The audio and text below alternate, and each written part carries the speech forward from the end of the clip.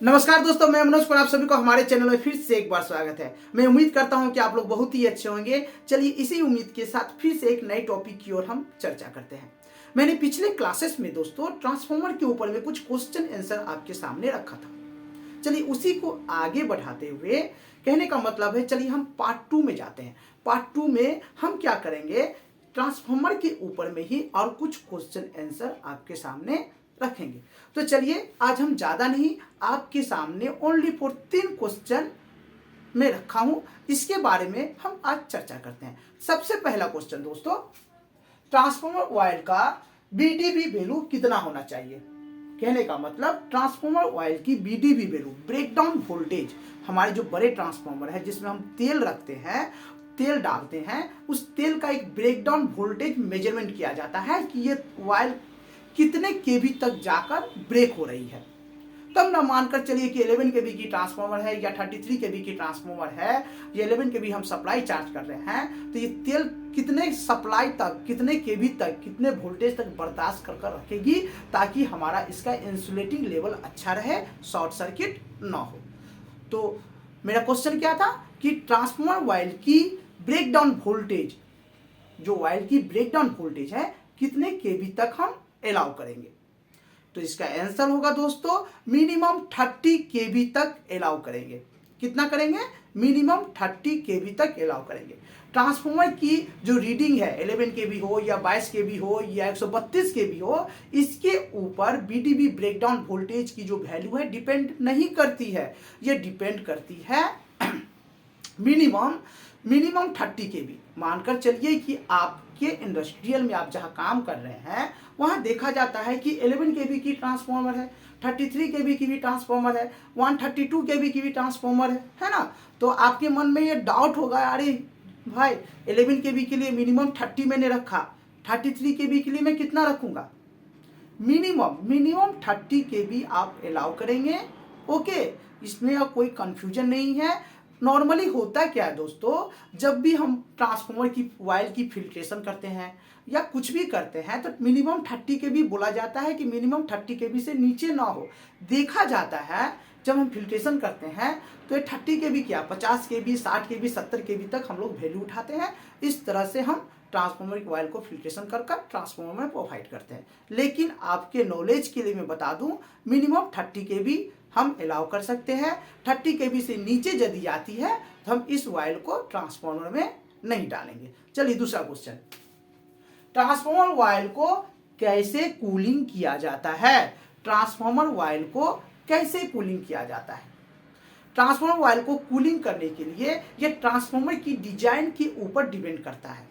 हमारे इंडस्ट्रियल में, हमारे डोमेस्टिक में, हमारे डिस्ट्रीब्यूशन लाइन में, जहां बाहर में डोमेस्टिक में छोटे छोटे ट्रांसफॉर्मर 11 केवी बाई 415 छोटे छोटे ट्रांसफॉर्मर, मान के चलिए 500 केवीए का है ना, 1 MVA का, इस तरह से छोटे छोटे ट्रांसफॉर्मर लगे हुए रहते हैं। इसको हम लोग क्या करते हैं, कोई बाई फोर्स कुछ इक्विपमेंट्स नहीं लगाते हैं, कुछ मशीनरी नहीं लगाते, ये नेचुरल एयर से ठंडा होता है। ठीक इसी बात को ध्यान में रखते हुए जब बड़े ट्रांसफॉर्मर की बात आ जाती है तो इसमें बहुत ज़्यादा ऑयल रहता है ना, बहुत ज़्यादा ऑयल रहता है, इसकी वाइंडिंग कैपेसिटी हाई होती है, लोडिंग हाई होता है, तो तेल तो जल्दी से गर्म होगा ना। तो इस बात को ध्यान में रखते हुए हमारे डिजाइनर जो ट्रांसफॉर्मर बनाते हैं कुछ कुछ मशीनरी इसमें लगा देते हैं, जैसे हीट एक्सचेंजर हो गया है ना, बाई हीट एक्सचेंजर लगा देते हैं, रेडिएटर लगा देते हैं ताकि हमारा ऑयल ठंडा हो सके। तो चलिए मैं आपको बताता हूं, ट्रांसफॉर्मर ऑयल को ठंडा करने के लिए या कूलिंग करने के लिए हम 6 तरह का प्रोसेस लगाते हैं, है ना। 6 तरह से 6 टाइप से ट्रांसफॉर्मर की तेल ठंडा होती है, जो मैंने देखिए बोर्ड पर लिख के ऑलरेडी रखा हूं। एयर नेचुरल, पहला क्या हुआ, एयर नेचुरल। अभी जस्ट मैंने कहा ना कि जो छोटे छोटे ट्रांसफॉर्मर है उसको आप ऐसे ही बाहर में रख दीजिए, बाहर में नॉर्मली बाहर में ही रहता है, उसको देखिएगा पानी भी पड़ते रहता है, नॉर्मल एयर भी मिलते रहता है, तो क्या हो गया, एयर नेचुरल। नेचुरल एयर से वो ट्रांसफॉर्मर ठंडा होते रहेगा। ओके, दूसरा हो गया एयर फोर्स।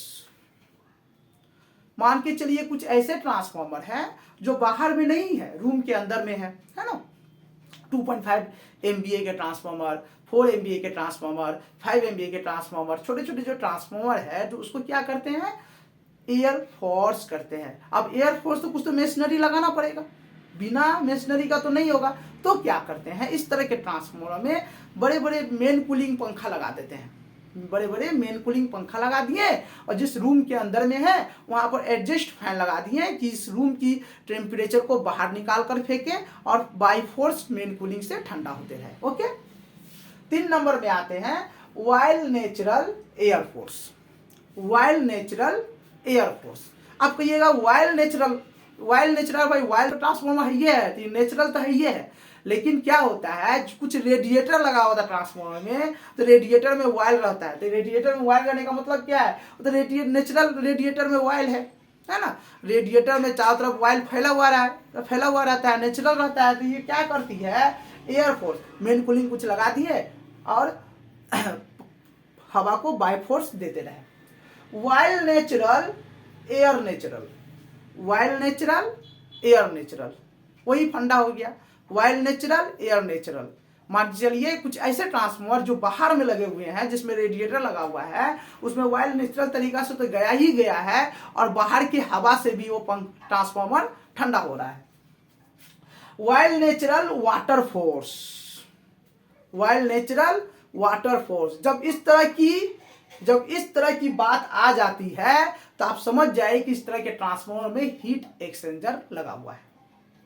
ठीक ना, क्या क्या कह रहा है, वाइल्ड नेचुरल मतलब हम वाइल्ड तो नेचुरल जा रहा है, वाइल्ड नेचुरल जा रहा है। ठीक है, मतलब कुछ लगा दिए हैं, मान के चलिए ऊपर से एक लगा दिए, पाइप लगा दिए हैं, हीट एक्सचेंजर में तेल जा रहा है, नीचे से चला जा रहा है, मतलब जबरदस्ती तेल को प्रोवाइड नहीं करना है।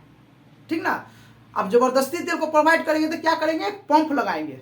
पंप, यहाँ पर पंप नहीं लगेगा, वाइल्ड नेचुरल जाएगा, है ना।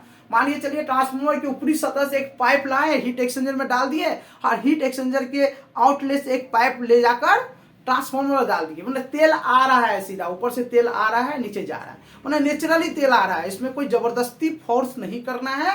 इसीलिए यह कह रहा है वाइल्ड नेचुरल वाटर फोर्स। आप वाटर फोर्स कोई पंप की सहायता से हीट एक्सचेंजर में हम वाटर को फोर्स दे रहे हैं, सर्कुलेशन करवा रहे हैं।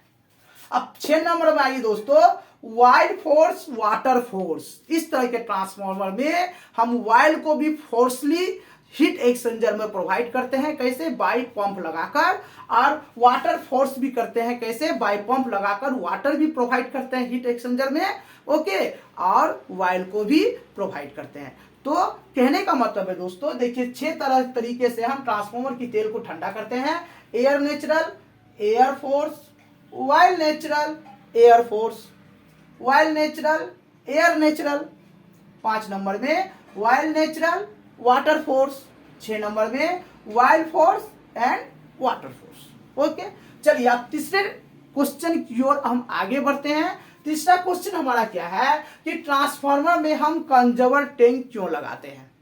ट्रांसफार्मर में हम कंजर्वर टैंक क्यों लगाते हैं, ये बहुतों को नहीं पता है, ये कंफ्यूजन वाला क्वेश्चन है। अरे देख लिया, बड़े बड़े ट्रांसफार्मर, छोटे ट्रांसफार्मर की मैं बात नहीं कर रहा हूँ, बड़े बड़े ट्रांसफार्मर जो जैसे पावर ट्रांसफार्मर हो गया, फर्नेस ट्रांसफार्मर, जिस जहां पर हम बड़े बड़े भट्टी बाई ट्रांसफार्मर चलाते हैं, तो इस तरह के ट्रांसफार्मर में आप देखिएगा, ठीक ट्रांसफार्मर के ऊपर में कंजर्वर टैंक लगा हुआ रहता है।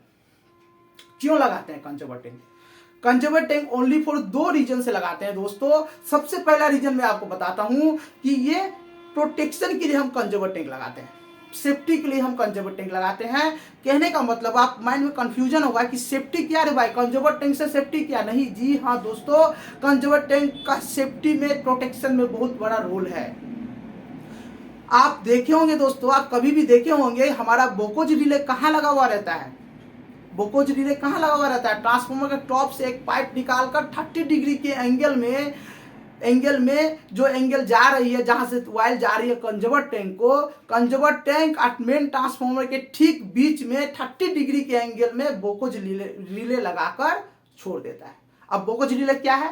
ट्रांसफार्मर का सबसे बड़ा सेंसिटिव रिले है, बहुत ही सेंसिटिव रिले है। ट्रांसफार्मर में हल्का से एक छींक भी आएगा ना, कोई खांसी भी करेगा तो ये तुरंत से पकड़ लेती है बोकोज रिले, ठीक ना। इसीलिए इसको बहुत ही सेंसिटिव रिले कहा जाता है। तो ये रिले कहाँ लगी हुई रहती है? ये रिले लगी हुई रहती है कंजर्वर टैंक और मेन टैंक के ठीक बीच में, जहां से पाइपलाइन जा रही है, तेल जा रही है कंजर्वर टैंक को। ओके, अब होता क्या है, मानकर चलिए कोई भी इंटरनल यदि शॉर्ट सर्किट होता है या कुछ भी होता है तो गैस जनरेट होता है। तो गैस जनरेट होगा तो खाली जगह खोजेगा ना। कंजर्वर टैंक में हमेशा देखिएगा दोस्तों पूरा तेल फिलअप करके नहीं रखा जाता है। ट्रांसफॉर्मर में तो पूरा तेल फिलअप रहेगा ही रहेगा। कंजर्वर टैंक में 20 या 30% तेल रखते हैं, बाद बाकी उसकी सतहों को खाली रखते हैं। खाली इसलिए रखते हैं कि हमको गैस रिलीज करना है ना। कुछ भी प्रॉब्लम हो या कुछ भी दिक्कत हो ट्रांसफॉर्मर में, तो गैस जब जनरेट होगा तो गैस कहाँ जाएगा? खाली जगह खोजेगा। खाली जगह भाई कंजर्वर टैंक है हमारा, तो वहां से गैस जाने का रास्ता क्या है? बीच में भाई बोकोज रिले बैठा हुआ है, तुम आओ हम तुमको पकड़ेंगे, डिटेक्ट कर लेंगे, ठीक है।